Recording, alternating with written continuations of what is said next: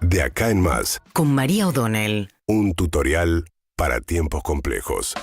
Bueno, cumple hoy un año a cargo del Ministerio de Economía Sergio Massa. Como dijo, él se tiró sobre una papa caliente, cosa que le reconocen en el gobierno todos, de un gobierno que había entrado en una deriva muy peligrosa en el momento en que la renuncia de Martín Guzmán, bueno, provocó una estampida del dólar fundamentalmente. Eso se vio reflejado en la inflación de julio del año pasado y esa incertidumbre, bueno, de la mano de Massa se aquietó.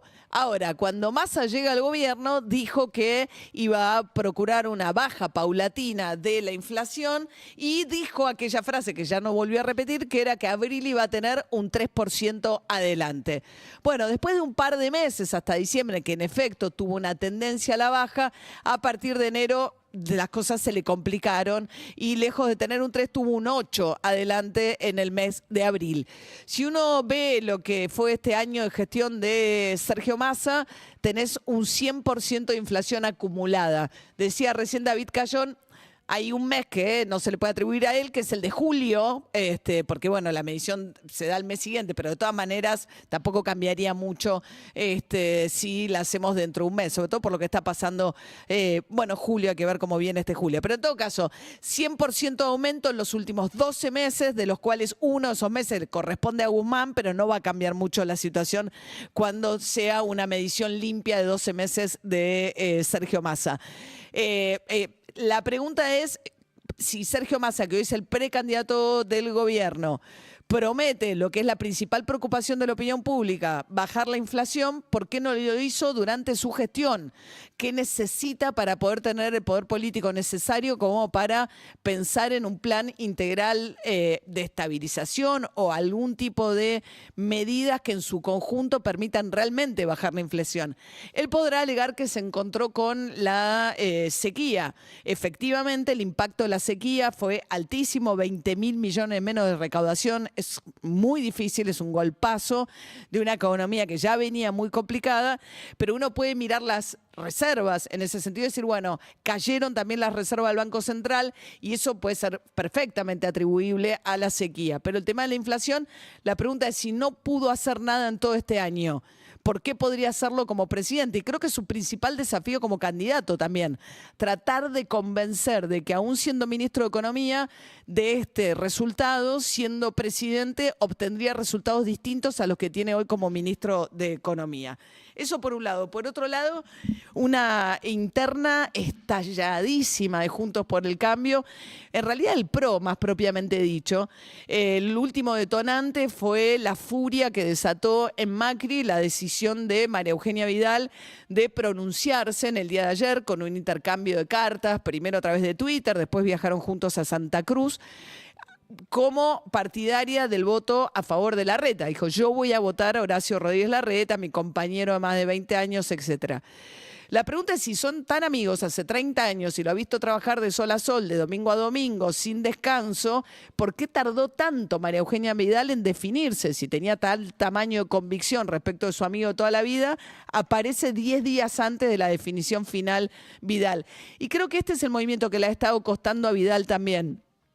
Fue gobernadora de la provincia de Buenos Aires, en un momento tenía una estrella tan ascendente que se la consideró mejor candidata que Macri para sustituir a Macri como candidato cuando él buscaba su reelección. Eso empezó a generar ruidos entre ellos dos. Después la posibilidad de desdoblar la elección para desprenderse de la suerte de Macri también generó ruidos. Termina la presidencia de Macri y ella se acerca mucho más a Macri. Pero no solamente a Macri en lo personal, sino empieza a tener un discurso mucho más cercano a este Macri mucho menos pasado por el tamiz de Marcos Peña en los primeros años, Macri más moderado, como dicen en el PRO, que Marcos Peña quiso hacer de Macri a un Barack Obama, cuando en realidad él es más parecido a Trump en sus ideas. Pero la cuestión es que ella se acerca a ese otro Macri, radicaliza ella también su discurso y ahora termina, en lugar de cayendo sobre Patricia, que parecía, digamos, más afín al discurso y posicionamiento político que ella ha tenido últimamente, bueno, vuelve y se recuesta sobre Larreta. Macri dijo que es muy desconcertante, que esto la desperfila, que ella ha tomado una serie de decisiones últimamente que la desdibujan en su perfil. En realidad lo que le enoja a Macri es que se pronuncie por Larreta cuando es evidente que lo que Macri está apoyando es la vertiente de Patricia Bullrich. También muchos dicen que la actitud de Macri es un poco hipócrita porque es evidente que su candidata es Patricia, pero no lo dice. Es cierto que siendo Macri el creador, fundador del PRO, que él no se manifieste, por lo menos abiertamente, me parece que preserva en algo también su propio liderazgo, porque gane el que gane, él tiene que poder ser también, tener un vínculo con el que gane. Y si llegara a apostar abiertamente por Patricia y Patricia llegara a perder la interna, eso es un costo para él también. Entonces tampoco sé si le conviene.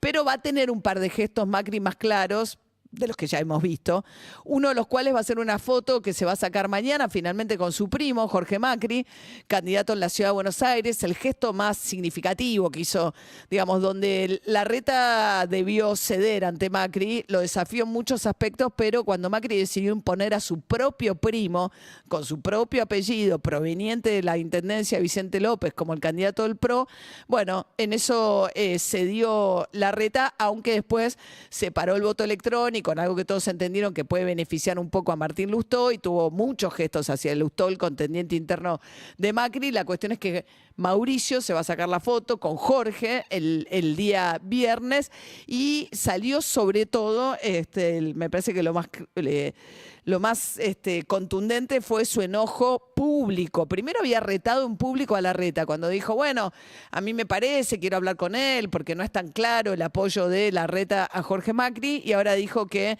comete un error comete un error Vidal al apoyar a Larreta, porque dice, por ejemplo, Cristian Ritondo, que era la mano derecha como ministro de Seguridad de Larreta en la provincia de Buenos Aires, era la mano derecha de Vidal como ministro de Seguridad de Vidal en la provincia de Buenos Aires.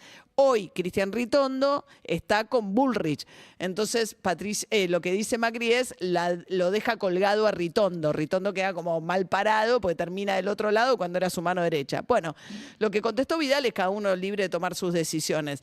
La pregunta que yo me hago con todos estos ruidos, más allá de todas estas cuestiones donde juegan también cuestiones de ego, de personalidad, de posicionamientos ideológicos también, la pregunta es, cuando termine la interna, faltan 10 días, ¿no?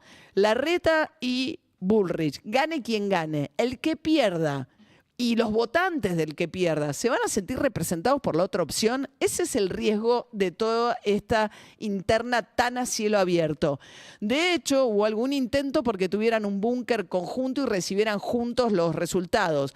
Por ahora todo indica que cada uno va a estar recibiendo los resultados por separado en una interna que promete ser muy, muy reñida si es que las encuestas tienen razón.